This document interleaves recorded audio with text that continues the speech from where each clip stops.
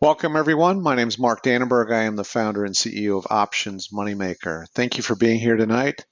We're going to be talking about the art of trading, how to simplify your trading and grow bigger profits. My intention is to give you some information tonight that you could go out tomorrow and perhaps immediately use to improve your own trading. Um, I will take questions at the end of tonight's presentation. If you have questions, feel free to put them in the question box. A lot of the questions I find that come up during the presentation are answered later on in the presentation, but at the end, I will take questions and take as many of them as we have time for. All right, so just real quick, a little bit about my background. I was a senior executive with a Fortune 500 company for 26 years. I loved what I did. I had the privilege of leading some pretty amazing teams of people, and I got to travel extensively, which I loved. And I worked with thousands of people over the years, and it was really a lot of fun. But along the way, I knew that at some point I would not want to do that anymore, and I wanted to achieve what I described in my thinking as lifestyle freedom. I wanted to find a way that I could live wherever I chose to live, travel as much as I wanted to travel, and stay wherever I wanted to stay as long as I wanted to, and not be limited by a job, by location, by a particular geography. So I've been trading for about 30 years now. The first 20 years were as a hobby. I traded while I was working, and I kind of started to learn my way through how to be a trader. First couple of years, I'd say I didn't really take it very seriously. I might as well have been going to Vegas. I kind of had that attitude about it. But then I started to realize that this was something that I could really immerse myself in, learn how to do, and I could possibly achieve that lifestyle freedom that I desired. When I left the job, I decided to leave because I wanted to just have more flexibility with my time. I was too young to actually technically retire, and I needed to do something. People started asking me what I was going to be doing, and I was telling them I was trading. And one thing led to another. Many of them asked if they could learn how to do it. And that resulted in me founding Options Moneymaker in 2009, specifically for the purpose of teaching other traders the art of trading, how to trade successfully. I'm a very active trader. I host a live trading room every day. I'm coaching people every day. We are active in the markets, myself and my trading team, every day. We're opening, closing, adjusting positions, looking for new positions, looking for profits every day. So when I talk to you about trading, it's based on what I am experiencing in the markets, not something that perhaps I did a few times successfully several years ago. Very active and current in the markets. And ultimately, I was able to achieve the lifestyle freedom that I desired, and I get to live at the beach and get to pretty much go where I want to, when I want to, and I get to take my computer with me, and as long as I have internet access, I can trade from anywhere. I also enjoy teaching, and I love the privilege of meeting people from all over the world that I get to work with, people who have a similar goal that I have and want to learn how to do that trading options. So who's really going to benefit from tonight's presentation? If you're a beginning trader, you understand the basic characteristics of options. You understand, what a put or a call is, or you understand what an expiration is, or a strike price is. You understand those very basics, but you don't really know how to translate that into opening positions or finding new positions. How do you get started? I'm going to give you some information tonight that I think can get you launched. If you're a more experienced trader and you're really just looking for perhaps a greater degree of success, you trade but would like to earn more and perhaps simplify your trading. One of the themes that you're going to hear tonight is simplifying. We're big fans at Options Moneymaker of trying to keep things as simple as possible. Sometimes the market dictates to us otherwise, but when we are in control, when we can make all of our own choices and the market isn't forcing us to do something, we like to keep things just as simple as possible. If you're committed to learning a lifelong skill, then this is probably for you because knowledge is something that can never be taken away from you. This is a knowledge-based program. This is something where you learn. It's much like taking a very short college curriculum. You learn about options, you learn how to trade options successfully, and as long as you have money to work with, that knowledge and that ability to earn can never be taken away from you. And then, and the other point about that is you don't have to have a significant amount of money to trade successfully, and I'll show you some of what we've done with our clients and some of our results here later on. And then just basically, if you're looking for a simple way to trade and earn, we also focus on minimizing fear. Traders are plagued with fear and anxiety in so many ways, and there are so many basic reasons why that occurs, and it's not necessary. So we're going to help you learn how to minimize fear and anxiety and hopefully grow a bigger account. So what we're talking about tonight are credit spreads. Now, credit spreads are one of many different trading strategies, option trading strategies, and it's one of the simplest trading strategies that you can use. It's a very commonly traded strategy. In fact, I'd say that vast majority of options traders who really want to start out with a very simple approach will find themselves trading credit spreads. It's a directional strategy and it's designed to be very simple. Unfortunately, although it's simple, a lot of traders fail trading credit spreads. And there are some very basic reasons why they fail. Improper selection of strikes. Now, choosing the strikes of your position is critical, and understanding how to choose those strikes is critical. It's not always some fixed number. It's not always some fixed metric. I'm going to share some of that with you. Insufficient time built into your position. Generally, people will trade spreads and not allow enough time in the position in case something works against them. You want time built into your position so that as much as possible you can maintain control over the outcome of your position. A lot of traders have a very naive assessment of risk. They get ahead of themselves, and they have too much risk in the market. They get overly excited about what's happening. They had a few great trades, so they dump more money, bigger positions, and that's just a mistake. Most people don't even realize how naive they are about assessing their risk until it's too late, until they say, I don't have any capital, or I don't know what to do, and now I'm at risk of losing a lot of money. First of all, you should never trade with money that is going to change your lifestyle. That's going to give you peace of mind right there. That eliminates a lot of fear and anxiety. And the second thing is we want you to have a very realistic assessment of how much risk you have in the market, and we want you to sleep peacefully at night. We don't want you to be worried about it. And then most traders don't have any kind of an adjustment strategy. They don't really know or understand what to do with a position when it doesn't work out. Everybody can open a position. Very few people actually know what to do with a position once it's open, other than bail out in a panic, which many traders do.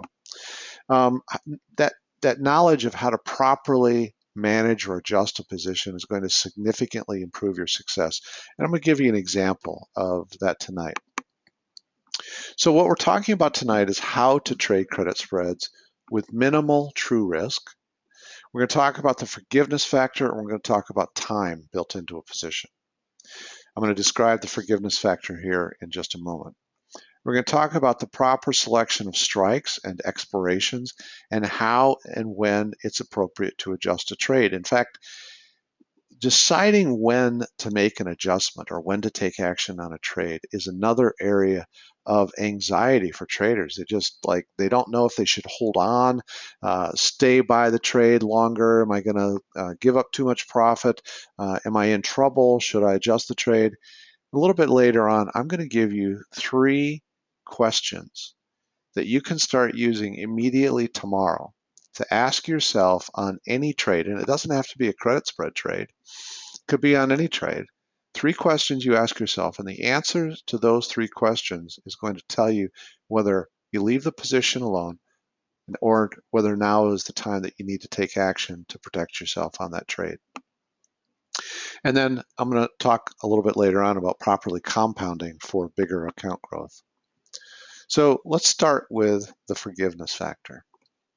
The forgiveness factor is when the price of a position, price of a stock or index, moves against your position and you're still able to make a profit or possibly break even.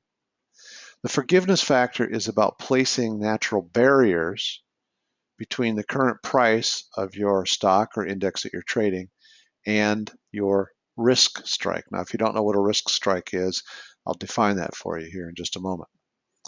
It's basically about being wrong on a directionally biased trade or being wrong on the timing of that movement and still potentially winning on the trade. That is the forgiveness factor. So let me start by constructing a credit spread for you so that you understand clearly what a credit spread is. A lot of people think they understand them, but then I describe them and they say they didn't really understand it completely. So I'm going to give you the basics of a credit spread as we build this position. This position that I'm going to use as an example was put together on NDX. Now, NDX is the NASDAQ 100 index. It is not an ETF. It is not the Qs. The Qs are an ETF that trail the performance of NDX. It is not a futures trade. These are options that we trade directly on the index. I've traded indexes for years. I love trading the indexes, and I'll get into that a little bit more later about the specific reasons why I prefer the indexes. But NDX is the symbol for the NASDAQ 100, and it was trading at 45.30 during May week 1. Now, just kind of a point of irony here, the index is trading not that far off of 45.30 now, maybe only 100 points after having been up to 47.70 and down to 3700. It's been in quite a range since May week 1, so this price point's really not that far off as an example. At that time, we saw a declining bias in the index. We believed that the price of the index was going to move lower. When you're trading credit spreads, the way to take advantage of a declining move is to open a call credit spread. So you're going to open a position using calls instead of puts. Calls generally go up in value when the price of the stock goes up, and puts go up in value when the price of the stock goes down. When you're constructing a credit spread, you're creating a scenario where you're taking cash into your account. You're taking a credit into your account. And because you've already taken that credit into your account, you want the price of the position to decrease because you already have that cash and you want to buy back that position for less than what you sold it for originally, sold to open for. So we might be getting a little bit ahead of ourselves. Let me describe the position to you. We opened a position by selling to open the May week 3 45.95 call. We bought to open the May week 3 4600 call. Now, when you're constructing a credit spread, you always have two legs in the spread. In our case, the leg that we sold to open was worth more than the leg that we bought to open.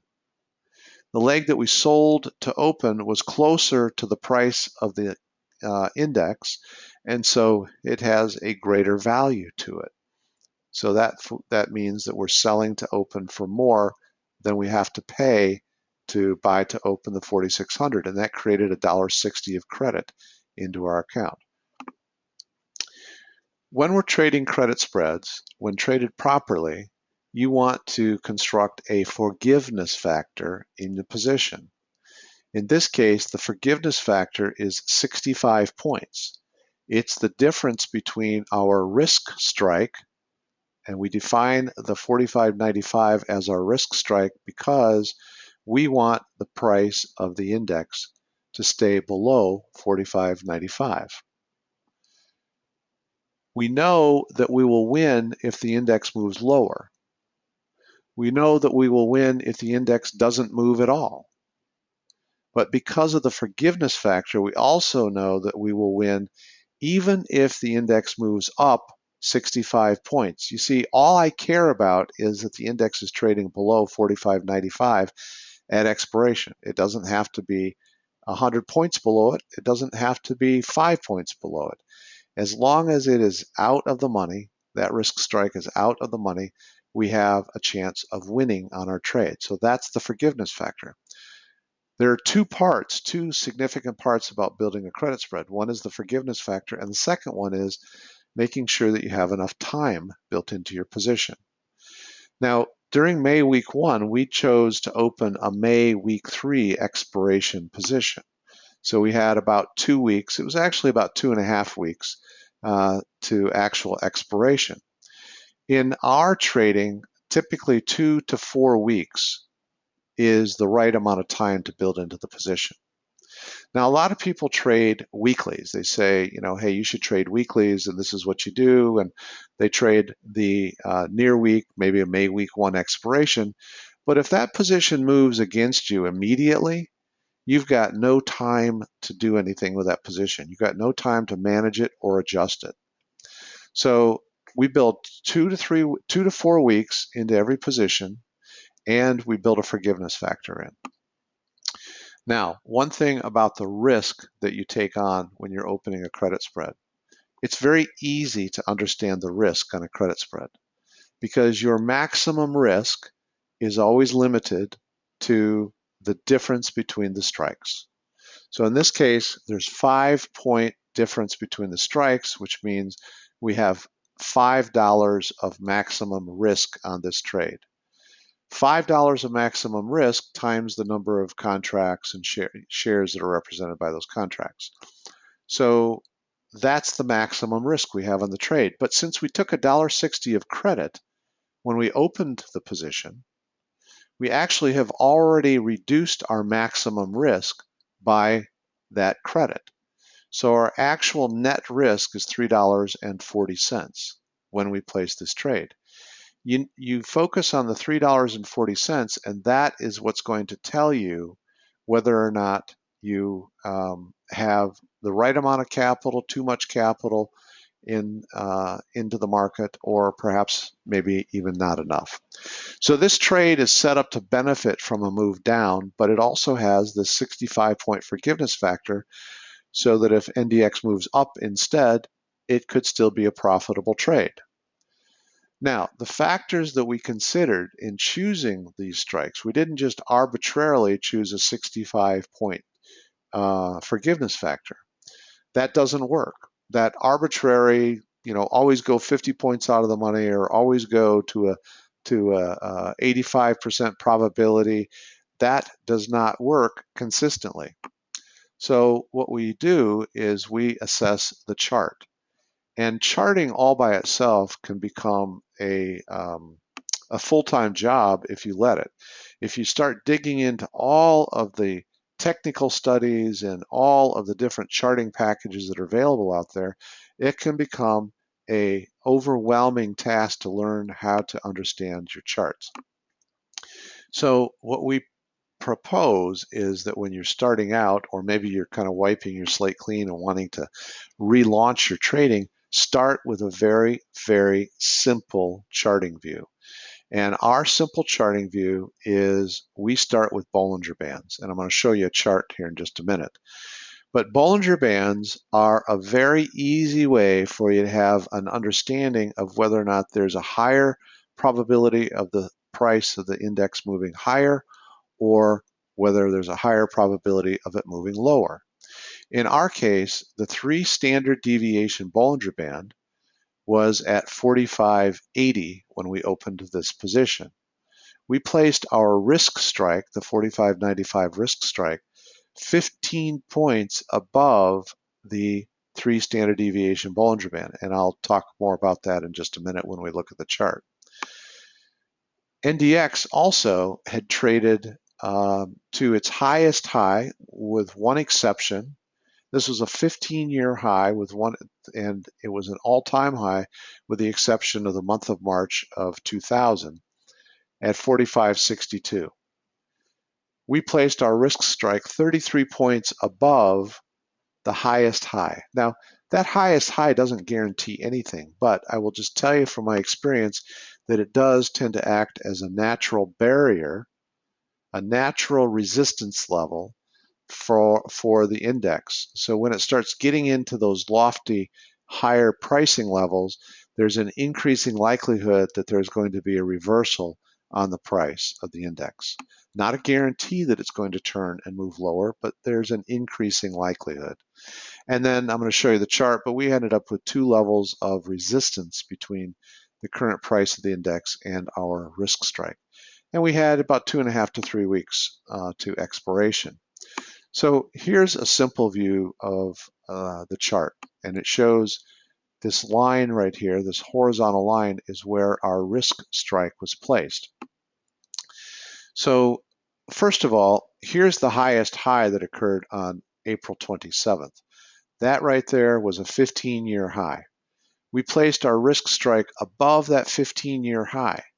We also placed it above resistance of a declining pattern, meaning that the price of the index had already shown it had established a channel, a declining channel. It had moved up to a level of resistance a few times and had not broken above it. So it would need to break above a line it had yet to break above. And it would need to break above our long-term rising channel in order to get to our risk strike. So support and resistance, I think, are important to learn, but more important than that, in my opinion, is the Bollinger Bands.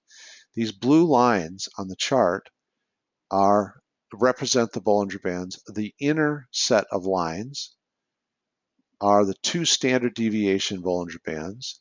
The outer set of bands is the 3 standard deviation Bollinger Band.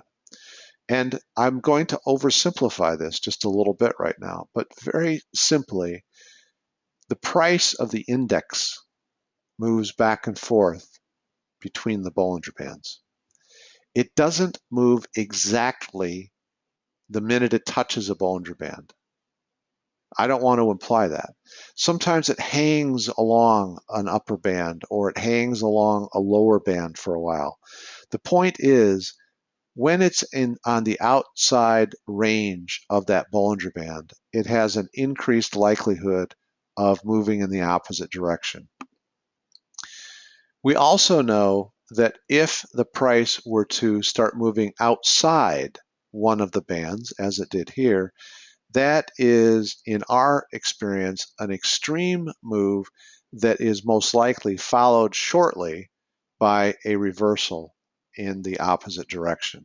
So you can see here there was a small move above the band and it moved back lower. Here there was a move below the band, it stayed there for a few hours and then it moved higher. Here there was a move above the band, it stayed there, it moved sideways, went a little higher, and then it went lower. So I'm not saying that the minute it gets there, it's going to move in the opposite direction. What I'm saying is that there's an increased likelihood when it is in that range. So by placing our risk strike above both the 2 and 3 standard deviation Bollinger Bands, we're stacking the deck in our favor. The price of the index now, in order to put our position at risk, has to move above the declining resistance, has to move above both the 2 and 3 standard deviation Bollinger Band, has to move above our rising channel resistance, and it has to achieve a new all-time high. That is stacking the deck in our favor, and that ends up being a very, very solid trade. It doesn't guarantee that trade's going to be successful. It just is, like I said, stacking the deck in our favor, and if we need to, we will manage and adjust the trade. This trade uses time, 2.5 weeks to expiration, and it has that 65-point forgiveness factor. It's really very easy to identify on the chart, and a credit spread is very simple to set up. Once the trade is set up, if you invest a little bit of time each day looking at your charts, and you find new positions and you open the position, after that, you want to put your position on autopilot. You don't want to sit in front of your computer all day watching tick by tick, waiting for an opportunity to close. So we use what's called a good till canceled order to close the position for a profit. And I have a predetermined inclination to close my positions for about a 10% return. And so I set my good till canceled order for a 10% profit. And when I am away from my computer, when I'm going for a run on the beach, when I'm out on my motorcycle, whatever I'm doing, that position can fill for me, and it just happens automatically. A good till canceled order is one of the easiest ways for you to automate your trading and minimize the amount of actual time you have to invest in trading. Allocate 15 to 30 minutes a day to your trading. That's really all you need if you want to keep your trading simple. You spend that 15 to 30 minutes a day reviewing charts for possible new trades and reviewing your existing positions. Now, I'm going to simplify. Again, my theme is simplification here. I'm going to simplify. Your review of charts does not need to be all of the optionable stocks that are available out there, trying to go through hundreds and hundreds of stocks trying to find something to trade. All I trade is 3 indexes. I trade the NASDAQ 100, the S&P 500, and the Russell 2000. Those are the only 3 charts I look at every day. It's pretty easy to look at those charts and determine whether or not there's a new trade that I want. It's pretty easy for me to know if I manage my capital risk, whether or not there is capital for me to put in to a new trade. So I'm keeping it simple by trading 3 indexes. I'm reviewing my existing positions, and as I said, I'm going to give you 3 questions that you can ask yourself every day to review those positions and know whether or not you need to take action. All right, so a credit spread is a directionally biased trade. But the really cool thing about credit spreads is it can also be used as a non-directional trade. It can be set up as an iron condor. Now, I didn't make up these terms. I didn't create these strategies, but I have worked with these strategies for many, many years, and I have, in my opinion, perfected some rules around how to apply these strategies. So what you do constructing an iron condor is you open both a call credit spread and a put credit spread simultaneously. You open a call credit spread and a put credit spread simultaneously. The call spread has a declining bias to it, and the put credit spread has a rising bias to it. This essentially eliminates the need to assess what direction you think the index may be moving. You're going to have a profit on one side of the iron condor. Either your call spread or your put spread is guaranteed to be profitable. It's impossible for it not to be because the index is going to move one direction or the other. So basically, when you construct an iron condor, one side wins on the move. That gives you a profit. But here's the cool thing. The other side benefits from the forgiveness factor. When an iron condor is properly constructed, you can literally win on both sides, even though you know that the index is going to move against one side of your position. Now, iron condors are relatively easy to set up using Bollinger Bands as a guide for choosing your strikes. If you can get your strikes outside those Bollinger Bands, or use Bollinger Bands in conjunction with support and resistance channels, then it's really very easy for you to recognize where to place your strikes and when to open your trades. Now, as I said, the indexes that I trade are NDX, SPX, and RUT. RUT is the Russell 2000, SPX is the S&P 500, NDX is the NASDAQ 100. Again, I want to emphasize this. These are not futures contracts. These are not ETFs. We don't trade SPY. We don't trade IWM. We don't trade the Qs. Those are all stocks, ETFs, that basically trail the performance of the indexes. We trade the indexes directly. They're excellent for trading. A lot of liquidity in the indexes, and they're excellent for trading iron condors because they have consistent cycle patterns. And that's important for a trader to recognize where we're trading relative to a pattern.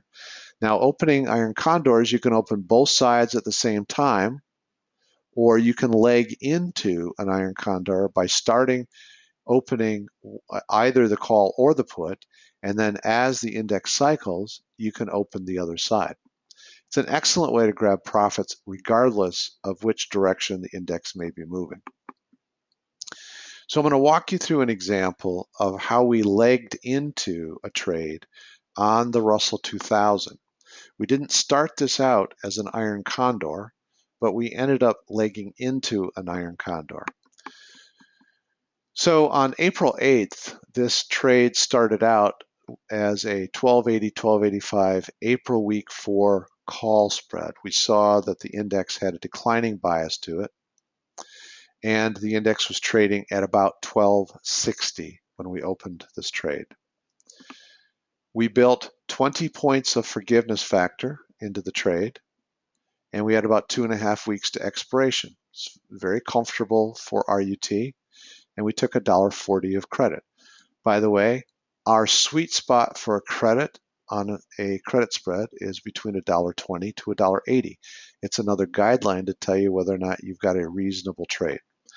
Too much credit is creating unnecessary risk. Too little credit is actually creating unnecessary risk if the index moves strongly against you. What happened on the 9th of April, the index price dropped about 10 points to 1250. We had an opportunity to buy to close our call spread. We paid 80 cents to close the call spread. That gave us a 60-cent profit. Now, the way I look at profits is very simple. We have 5 points of spread risk. 60 cents divided by 5 points of risk is a 12% return. So we took a 12% profit in one day by closing out the call spread. And then we immediately recycled our capital. This is the way you can earn big returns on options trading. A lot of people are so skeptical about options trading because people talk about their returns. But one of the reasons you can make so much on options trading is because you're using the same capital over and over again. What we did was we immediately sold to open a 1230, 1225 put spread. Used the same capital we had used on the call spread. The index was trading around 1250, so we had a 20-point forgiveness factor with our risk strike being 1230. And we still have about 2.5 weeks to expiration. And we sold that for a credit of $1.12. Later that same day, well, there's a lot of activity on the 9th of April. Later that same day, the index moved back higher and we actually reopened the 1280, 1285 call spread. At this point in time, we now have an iron condor. We have a position in place that only has 5 points of spread risk to it, because you cannot have 5 points of spread risk on the put and the call at the same time. You can't lose on both of them at the same time. So you really only have 5 points of spread risk, but you've got twice the amount of capital, or twice the amount of credit. So in this case, 5 points of spread risk, but we have $2.42 of credit against that same 5 points of risk. On the 10th, which is just the next day, the index had moved up and more, and we bought to close the puts. We paid 60 cents to close the puts, and that gave us about a 52-cent profit.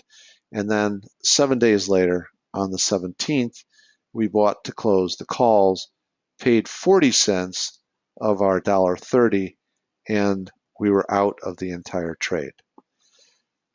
This is all about leveraging the cycles, moving into a spread and out of the spread, or keeping the spread and moving into the opposite spread.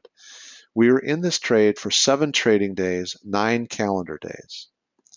We ended up accumulating $1,010 of profits, $1,010 of profits. That breaks down like this. We had $2.02 of total accumulated profit, and we were trading 5 contracts. Now, every contract represents 100 shares. So we had 500 shares times the $2.02. When we take the $2.02 divided by our 5 points of spread risk, that's a 40.4% return. So that's not bad for 9 calendar days and 7 trading days. This is all about opening and closing on the cycles and getting very comfortable with reading those cycles on the chart. And this is also about recycling your capital for bigger returns on the same capital.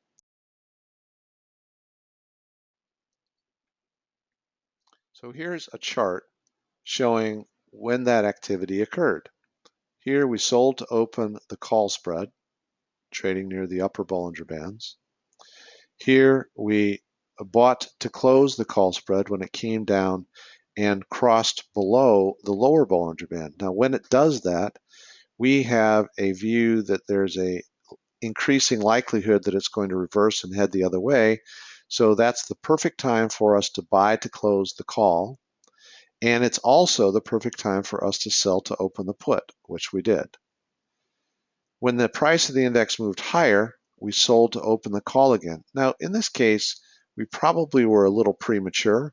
If we go back and look at our trading and self-analyze, we're probably a little premature in getting back into the call spread, but it feels good having the iron condor in place because from there, we don't really care whether we move higher or lower. The index did keep moving higher, and this is where we bought to close the put spread, and then we waited a week. It moved back and forth between the Bollinger Bands until there was a more significant move lower, and we closed out of the call spread. Now, just one last trade example for you, but I want to teach you here a couple of things, and these are things that you may be able to apply to your own trading tomorrow. Sometimes, even when you build in a forgiveness factor, sometimes even when you build in 2 to 4 weeks of time into your positions, that position needs an adjustment. Sometimes the market just doesn't cooperate with what we want. In fact, we kind of joke about that in our live trading room and say, we want what the market wants. We want to trade in a way that aligns with what the market is doing. We don't want to fight the market. We want to just kind of let things come to us naturally. But sometimes it feels like we're fighting the market, and so we need to take action. And there are 3 simple ways to adjust a credit spread. The first is a rollout. Now, a rollout is very simply moving the expiration out in time so that you add more time to the trade. One of the downsides of options trading is that the options cease trading. They cease to exist at the expiration. If you have a good trade, but the move has not developed yet, allowing you to take a profit, you may want to roll out so that you add more time to your trade. And I'm going to show you an example of that. You may want to reposition to move the strikes back out of the money if you find your position is in the money. Or you may want to do both, roll out and reposition. Generally, it requires a small amount of capital in order to manage, and it is important that you always maintain an eye on your risk and never run out of capital, never put yourself in a situation where you're not able to manage or adjust something.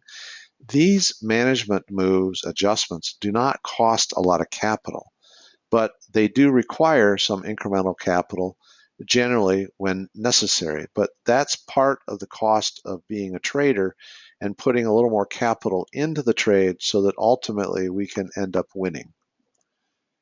These trades, these rollouts and repositions are also very simple to execute. But how do you really know when to take action? And that's what I was talking about before.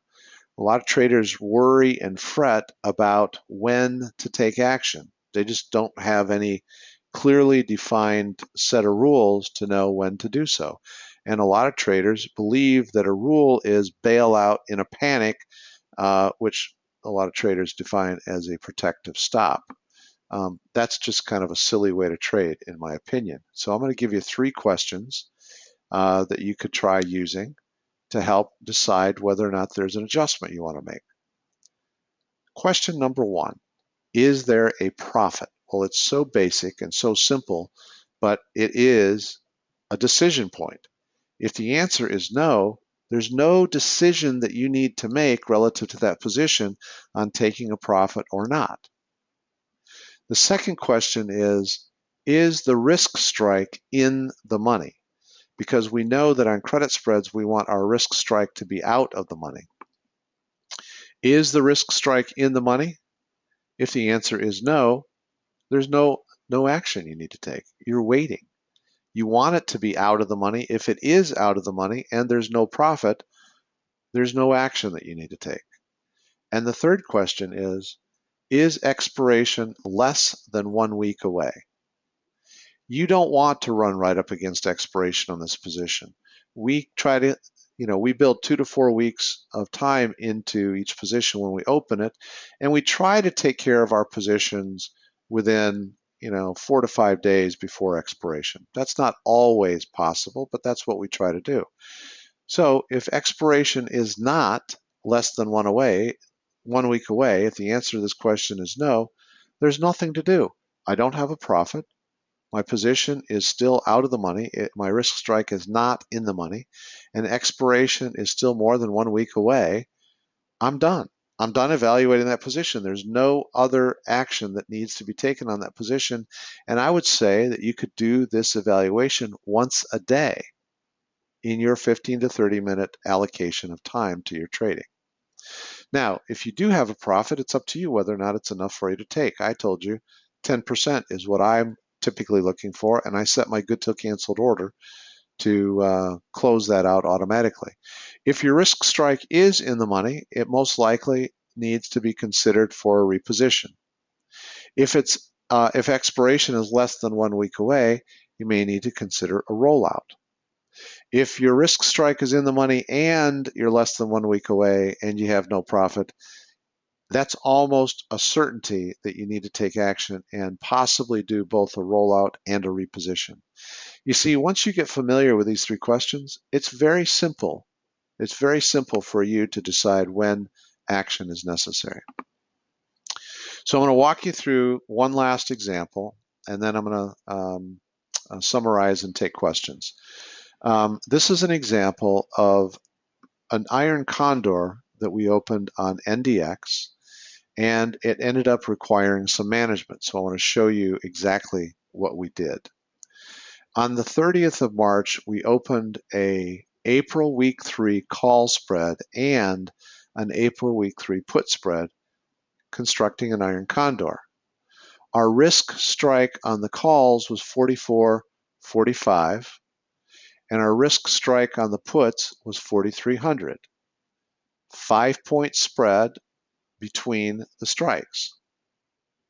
Now we have an area between our 2 risk strikes that we call our sweet spot. That's the area that we want the price of the index to remain in between 4,300 and 44.45. Here are the credits we took on those spreads. We have a 65-point forgiveness factor on the calls between 43.80 and 44.45. And we have an 80-point forgiveness factor on the puts between 43.80 and 4,300. And we have about 2.5 weeks to expiration. On the 2nd of April, we closed the call spreads and we paid back 65 cents. On the 6th of April, we sold to open a new set of call spreads. This was the market moving lower, buy and close the calls. This was the market moving higher, selling to open calls. Sold to open for $1.50. On the 9th of April, we bought to close the puts, 50 cents, okay? So far, so good. On the 10th of April, we evaluated our position using our 3-question evaluation process, and the price of the index had moved above 4,400. So our question, do we have price pressure? Is our risk strike in the money? The answer is yes, it was. And the third question was, do we have time pressure? Are we starting to run out of time? Well, we weren't yet, but we were about to. We were getting very close to expiration of our April week 3 calls. So we made a decision to go ahead and roll the position out, which would add more time to the trade. What that entails is all in one order ticket, in one transaction, we buy to close the April week 3 calls and simultaneously sell to open the May week 3 calls using the same strikes. That's all one transaction. Inside of that transaction, it's costing us $3.40 to buy to close the April week 3 calls, and we're receiving $3.20 to sell to open the May week 3 calls. So that transaction cost us 20 cents. We had to pay $3.40 and we received $3.20. It cost us 20 cents to roll out and add 1 month of additional time to our transaction. A week later, running right up against April week 3 expiration, so we really would not have been comfortable holding that long, we were able to buy to close the May week 3 calls for $2.20. What the rollout did for a measly 20 cents of management cost, it allowed us to hold and wait for a down cycle. So ultimately, we ended up being in this trade for 14 trading days, 18 calendar days. We ended up with an overall profit of $468. Now, we had started off with more profit than that, accumulating more profit, but when we had to manage the trade, it cost us some money. We had to give back a portion of that so that we could lock in and secure an overall profit on the transaction. But we ended up making 78 cents overall. We were trading 6 contracts on each of these legs, and that resulted in a $468 profit. That's a 15.5% return on a 5-point spread on a position where the index moved strongly against our call spread, and we still were able to, and we were about ready to run out of time, and we were still able to manage our way to a profitable conclusion. My personal philosophy is that managing and adjusting positions is much better than worrying about your positions. Adjustments, frankly, buy you a lot of peace of mind. So here's a snapshot of the chart. Each of those transactions. Here we open the 44.45 risk strike on the calls, and then we have the 4,300 risk strike on the puts. Now, the calls were well above the 2 and 3 standard deviation Bollinger Bands. The puts were actually above the Bollinger Bands, but well out of the money and below a declining line of support. What ended up happening was, as we already know, the price moved lower and then dropped significantly. At this point in time, the price had actually dropped below our 4,300 put risk strike. But because it was trading below the lower Bollinger Band, we had a strong bias to the upside. That's generally what follows. So we decided not to take action in adjusting that spread. We had plenty of time left on the spread, and we saw that there was a great likelihood that we would see the price move higher, which it did. So that's where we bought to close the call. Then we opened the new call when we got back up to the upper Bollinger Bands, but this was a situation where it trailed along the upper Bollinger Bands for several days before it started to make its move lower, and ultimately we rolled out here and closed out of the entire last portion of the position here on the move lower. So the summary of all of this overview is you can very easily leverage the cycles based on Bollinger Bands. It's a great approach for newer traders because it's very simple to read.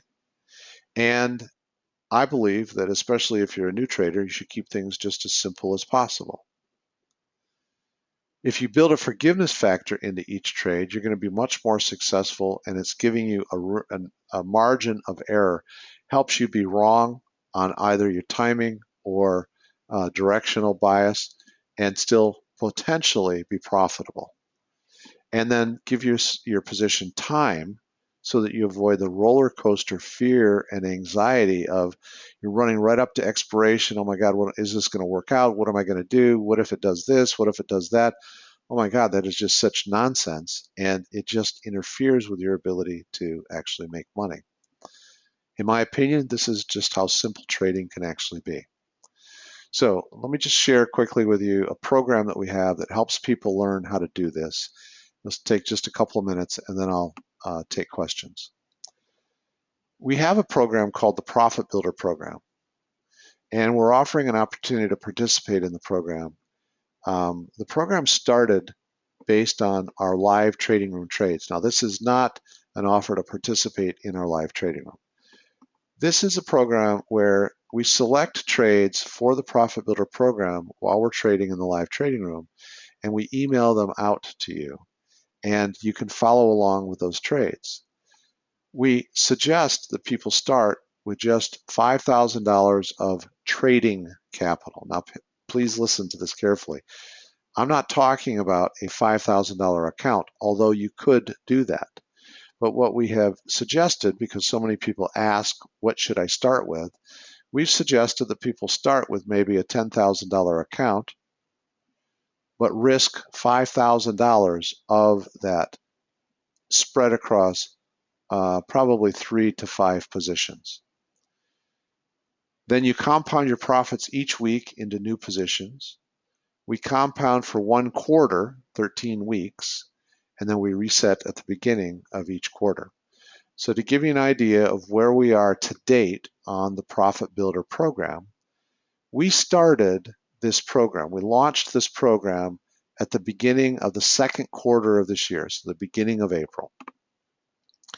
We started with a live account. These are not hypothetical trades. These are live trades.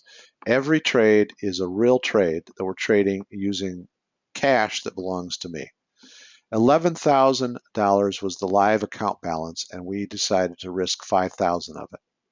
We compounded profits each week, and in the first 31 weeks since we started the Profit Builder program, we've accumulated profits of $16,458. That's not account balance. That's profit. I mean, that's $16,000 of profits off of $5,000 of risk, 352% return on the initial risk of $5,000.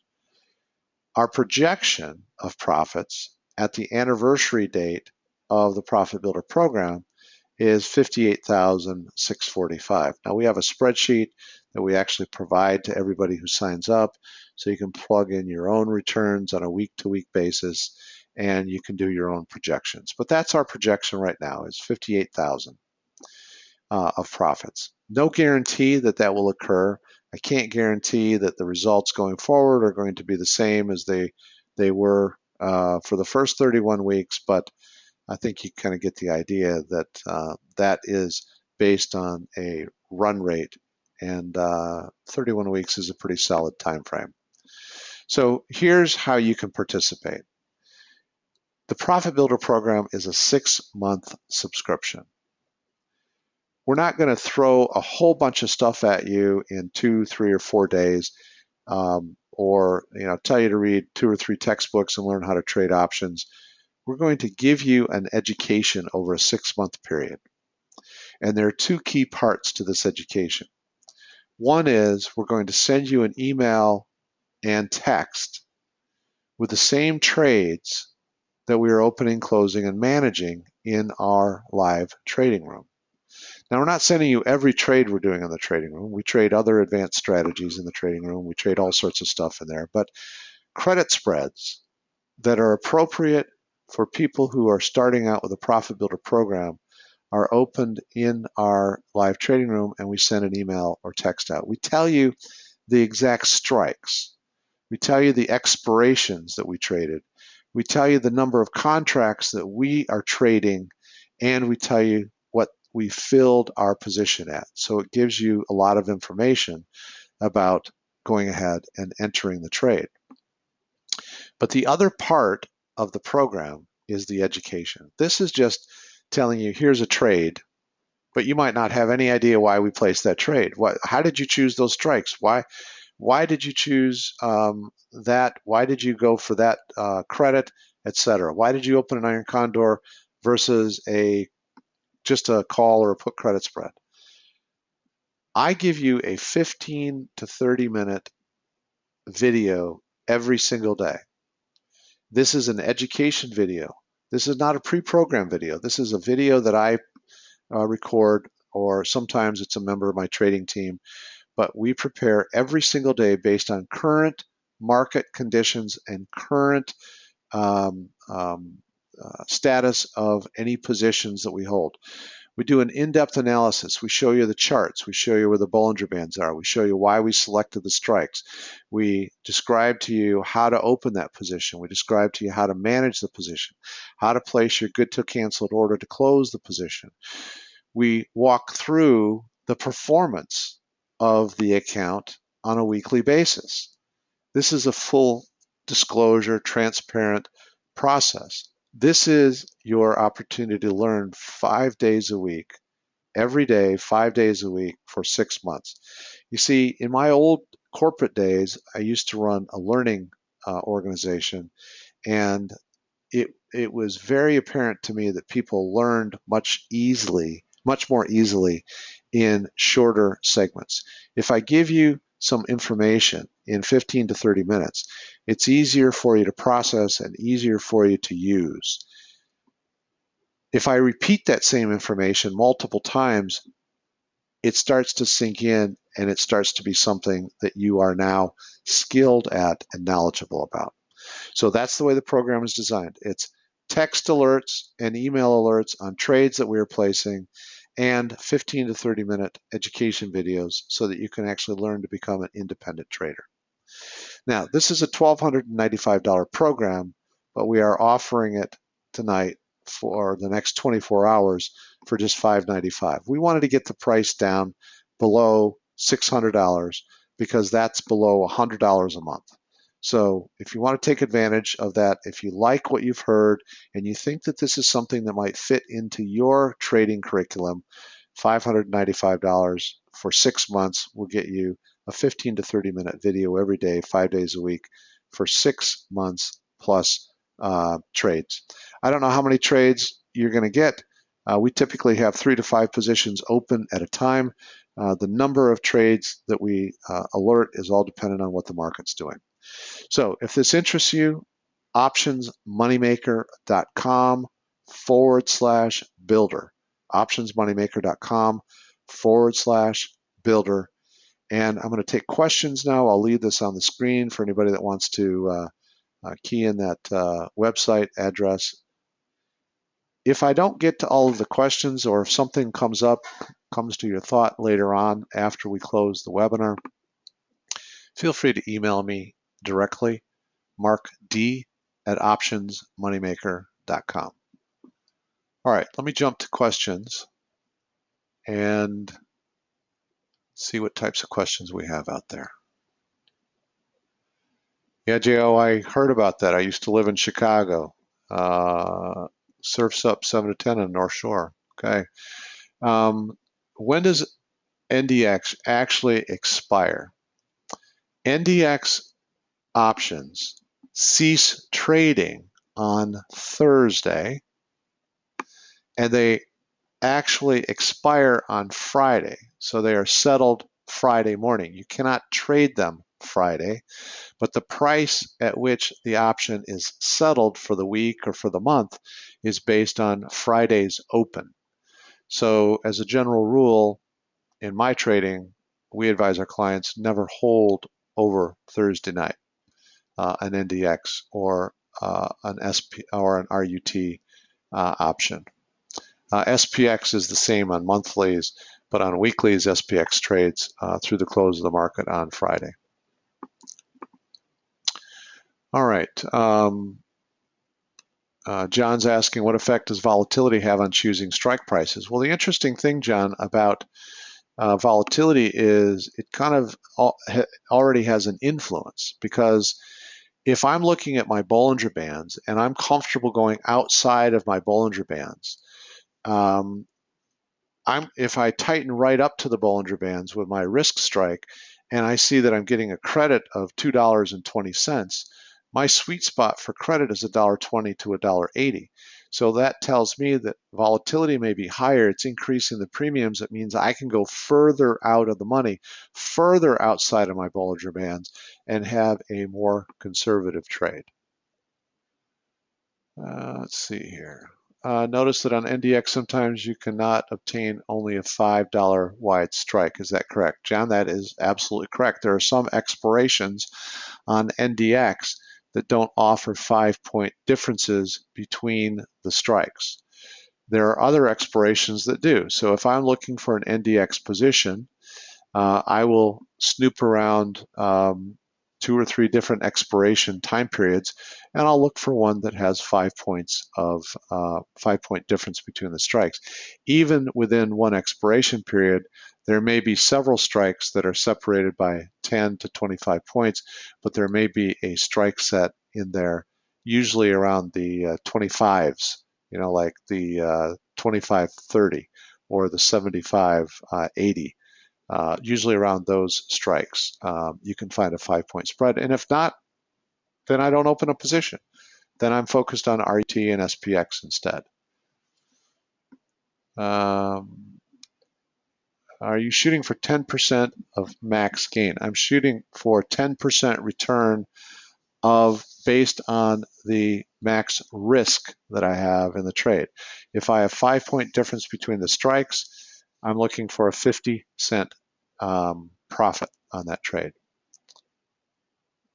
Alan's asking, do you ever buy back some or all of your short strikes? Not for simple trading, Alan. We try to keep this very simple. That is a strategy that some people use, but we try to keep this very simple. The minute you buy back the short strike, you have a whole different level of speculation on the trade.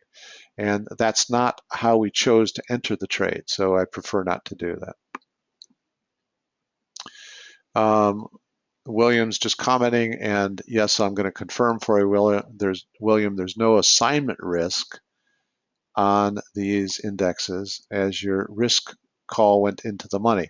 That's correct, because NDX, SPX, and RUT are European style expiration. And European style expiration means that they can only be exercised or assigned at expiration. Now that all by itself is one of the reasons that I have peace of mind when I have a position in the money. I don't have the same peace of mind when I have a stock or ETF that I may have traded that's in the money, because those are our American style expiration, and they can be exercised or assigned at any time leading up to expiration. John's asking, is it possible to roll just the side that's in trouble? John, I'm assuming you mean just either the put spread or the call spread if you had an iron condor. Absolutely, because the other side would be profitable. So you would close that side for a profit and roll the side that may be in trouble. Well, John, we do. It's the Profit Builder program. It's a great place to start if you're interested. So don't worry if the strike gets violated and use no stops, but then adjust. That's true. That's true. We don't worry about it if our risk strike becomes in the money. First thing I'm going to do is I'm going to look at the chart and determine whether or not there's any indication telling me that the price of the index may begin moving in the other direction. So my trade might still be okay. Second thing I'm going to do is to assess the position itself, and do I have enough time left in the position to let it sit? And then I'm going to assess whether or not I should roll out or reposition. Can indexes be traded with such small amounts of capital? Yes, you're not trading on margin here. You might need a margin account. Your broker might require you to have a margin account, but you're only trading the actual cash that you have available. Frankly, if you trade a margin, I think it's a foolish thing to do. Margin is just nothing more than borrowing money from your broker. You have to have a margin account usually to trade credit spreads, but it doesn't mean you have to trade the margin. I look at my live account value and I see how much cash I have available to trade, and I look at how much margin available to trade. I would never ever go into that because you're just going to set yourself up for failure. What's the cost of the trading room, and what else are you trading in the trading room? I don't want to get into that too much here tonight. This is designed for a fairly simple overview, but we trade more advanced spreads, calendar spreads, diagonal spreads, double diagonals, and the cost of the trading room was $7.95 a month. I appreciate that, John. Thank you. No training in that. Just do a lot of it. What are the two settings on the Bollinger Bands? Sorry, George, I'm kind of drawing a blank. The 2 and 3 standard deviation Bollinger Bands, they're the default settings in most chart programs. Sorry, I use them so much. I apologize. If you send me an email, George, I'll respond to you on that. But I'm just kind of drawing a mental blank right now on what they are. 20 is the time. I think it's 2 and 20. But send me an email. I'll let you know. Carlos, the email address is markd@optionsmoneymaker.com. markd@optionsmoneymaker.com. You just have Moneymaker. Do you deal or teach the Greeks as part of the Profit Builder program? We do not get extensively into the Greeks. We do discuss Delta periodically, but having a full and complete understanding of the Greeks is not really an effective way for you to make money. And what we've tried to do is to skinny this program down to its simplest level and try to keep you initially focused on what you need to know in order to make money and be successful. Later on, as you achieve that level of success and you have a good core base of understanding, I think learning the Greeks and learning more technical charting and learning some advanced strategies is all fine. We teach a lot of that in our other programs, but starting out with the very basics, I think, is a good way for you to just keep it very simple. This presentation is being recorded. It'll be sent out tomorrow. What if price moved after some gap in the morning above both strikes? Well, you've got 2 to 4 weeks built into your position. You've got indexes that cannot be exercised or assigned until expiration. If the price moves beyond both of my strikes, I'm going to, first of all, go get myself something to drink, and then I'm going to come back and I'm going to look at the chart and I'm going to study whether or not today is the day I need to take action or whether I'm just going to let it sit for the day. There's no reason for you to be put through a fire drill with your trading. Maintain control over when you take action on your trades. Another question about assignment risk. I believe I already answered that. There's a question about taxes, capital gains here. I'll let you talk to your CPA about that. But SP, yes, it's a 1256 contract with 60/40 capital gains treatment. But I'm not a tax expert, so I'm not giving tax advice. Talk to your CPA or tax attorney about that. Your texts are live when the trades happen, are canceled or filled. Yes, we send a text and an email within moments after the trade has been completed, whether it's opening a trade, closing a trade, or making an adjustment on a trade. And sometimes once we've opened a trade, we don't do any day trading in our Profit Builder account. Once we've opened a trade, the following day, we generally send an email advising to place a good till canceled order to close. Okay. If it ends up out of the money at expiration, if you carry it all the way to expiration, which we rarely, almost never do, but if it ends up out of the money at expiration, you get to keep all of the credit that you took in on the position. But Carlos, I've encountered an awful lot of traders who trade that way. Their intention is to take, say, $1.50 of credit on the credit spread, and then they want to carry it right to expiration. And they do all the nail biting because now it's in the money, now it's out of the money. And there were many times during that hold time that they actually had a 10 or 15% profit when they could have taken the profit and then they could have re-entered using that capital at a different set of strikes. So I personally think you're much better off taking the profit when it's in the 10 to 15% range and then looking for another trade to open using a different set of strikes. All right.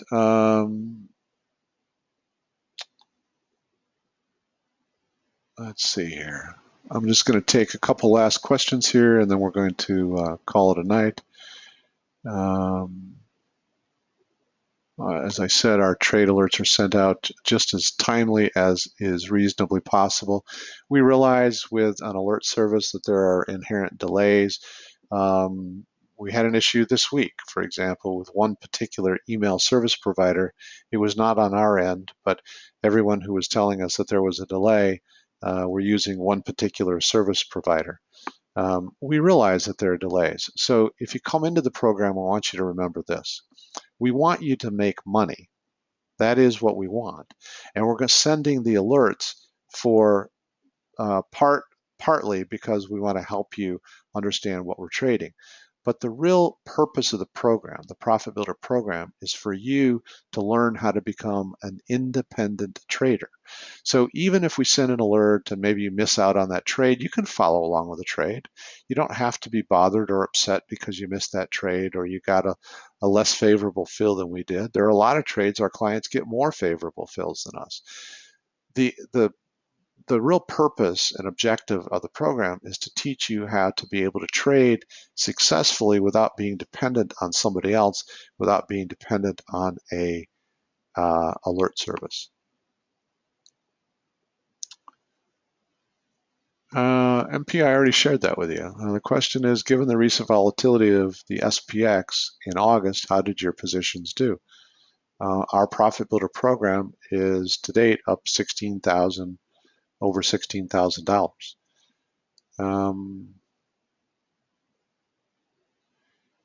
How big should the account be in order to trade $5,000? As I said, we started on April 1st with an $11,000 account. I have people that start with less than that, and I have a lot of people that start with more than that. So it's entirely up to you.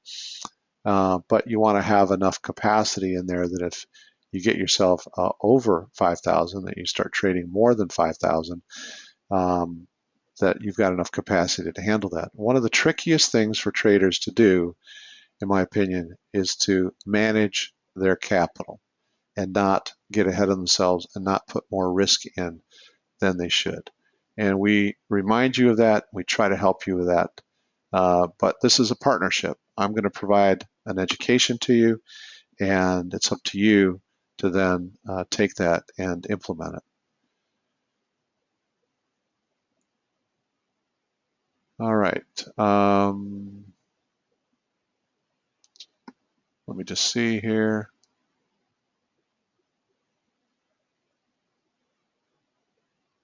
The last question goes to William. How close can the student price come to actual prices via email? Well, believe it or not, although the indexes tend to be, fairly good moving indexes, the prices of the credit spreads don't change immediately all the time. And in fact, you'll find that the price of the spread will fluctuate. And maybe when you get our email, maybe you don't get to placing the trade until 2 hours later or even the next day. You'll be able to see the price fluctuate. And sometimes that price is fluctuated to a point where it's a more favorable fill than our price. and other times it's less favorable. Again, it's the principle of what we're doing and understanding it that will help you learn how to become an independent trader. Just one quick example, William. We opened an RUT trade this week, and we opened it on Monday, and we took a credit of $1.20. And on Wednesday, during the daily review, when I was reviewing that position, I pointed out to folks that if they had not gotten into that trade yet, they could now get into that trade for $1.45. That was 2 days later. So we still have 3 weeks to expiration on the position. So it doesn't necessarily mean because you have a delay that you're going to miss out. You may actually be better off on some trades and worse off on other trades, but if you're learning the concept, eventually you're going to be choosing those trades on your own. All right.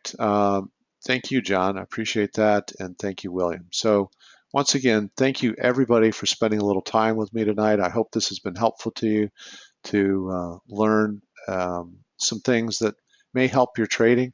If the Profit Builder program is something that seems right for you, again, it's only $595 right now, and that'll get you 6 months of interaction with us. optionsmoneymaker.com/builder. Mark D at optionsmoneymaker.com if you have any further questions. Carlos, thank you for that. I'm going to close the room now. Have a great night, everybody, and look forward to working with some of you.